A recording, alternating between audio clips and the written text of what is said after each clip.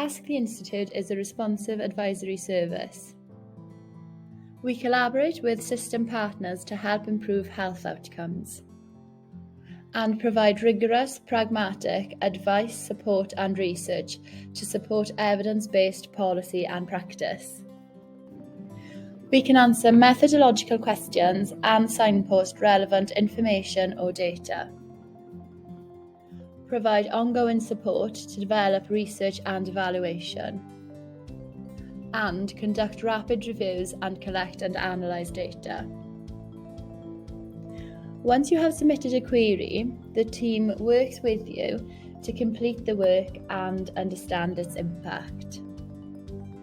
We answer queries related to reducing health inequalities for women and children. One example would be how many children living with a chronic condition transition to adult health and social care within the next 2 years.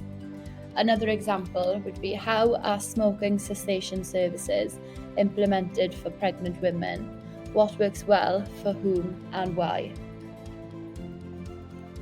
We have a wealth of expertise, including quantitative and qualitative research methods, evaluation and monitoring.